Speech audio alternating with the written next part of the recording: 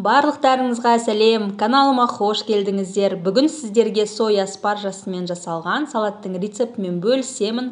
Алдыңғы видеода сіздерге морковча салатының рецептін салдым. Ұнап жатқанына өте қатты қуаныштымын. Алдыңғы уақытта сіздерді әлі де кәріс ұлтының әртүрлі тағы 8 түрлі салаттың рецептімен бөлісемін. Ендеше каналыма қазір тіркеліп, видеоны соңына дейін тамашалаңыз. Ендеше бізге керектілер спаржа, тұз, кристаллик, кориандр приправасы, қант керек, паприка, ащы қызыл бұрыш, сарымсақ, сұйық май және қалауыңыз бойынша укроп, жасыл пияз, бір сәбіз керек және де 70% уксус керек. Барлығының грамын описанияда қалдырдым. Енді алдымен спаржамызды дайындап аламыз. Бұл жерде бір упаковка 230 грамдық ыдысқа саламыз және де қайнап тұрған суды үстінен бетін жауып тұратындай етіп құйып 1 сағатқа қойып қоямыз. Бұл жерде менде дайын енді осыны өзіміздің қалаған көлемімізде дайындап аламыз. Негізгі спаржаны осы салатында өзінің оригинал рецептінде осындай көлемде ұзыншалап кеседі. Ол енді міндетті емес, өзіңіздің қалауыңыз бойынша осындай жолақшалардан қысқа қылып, немесе бұдан да ұзын қылып кессеңіз болады. Дәл солай барлық спаржаны кесіп дайындап аламыз.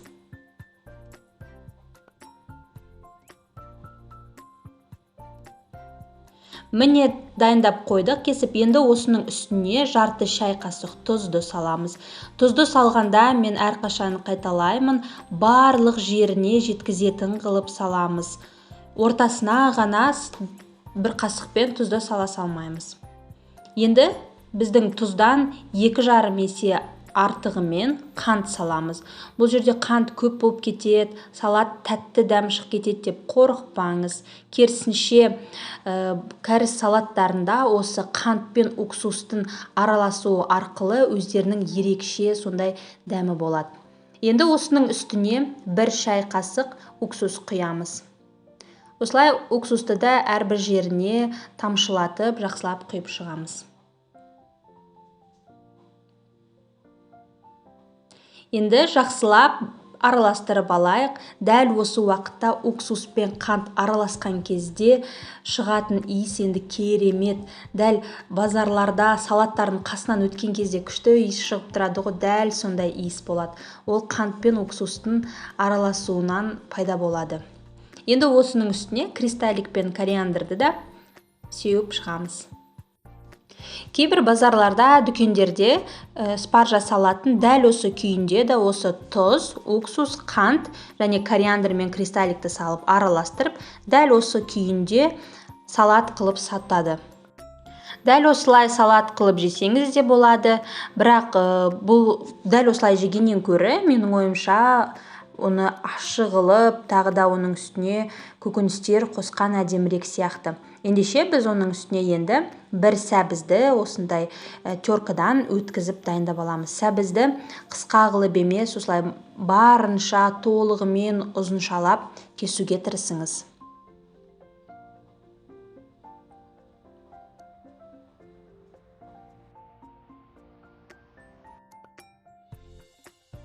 Сәбізді теркадан өткізіп алдық.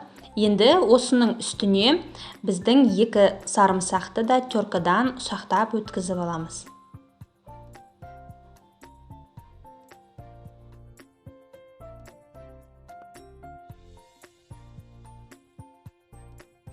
Енді сарымсақтың үстіне паприка мен ащы қызыл бұрышты қосамыз. Бұл жерде 1 ас қасық паприка және де 1 шай қасық ащы қызыл бұрыш. Ащы қызыл бұрыш пен паприканы ортасына ғана саламыз, өйткені біз қазір оның үстіне майды ысытып құямыз, сол кезде олардың дәмдері ерекше ашылады. Енді 50 мл майымызды жақсылап ысытып аламыз. Ыстық болып тұрған майды дәл жаңағы сарымсақтың приправалардың үстіне құямыз. Сол кезде олар араласып, иісі де дәмі де керемет болады. Енді осының барлығын жақсылап араластырамыз. Араластырған кезде қатты езгілеп араластырудың қажеті жоқ. Жай ғана астынан үстіне қарай ақырын араластырамыз. Енді осының үстіне қалауыңыз бойынша жасыл пияз, укроп қоссаңыз болады. Және де пиязды кескен кезде осылай ұзыншалап, үлкен көлемде кесуге тырысыңыз. Сол кезде олардың дәмдері де әдемі болады және салатта ол өте әдемі көрінеді. Енді біздің осы укроп пен жасыл пиязды үстіне салғаннан кейін жақсылап араластырамыз.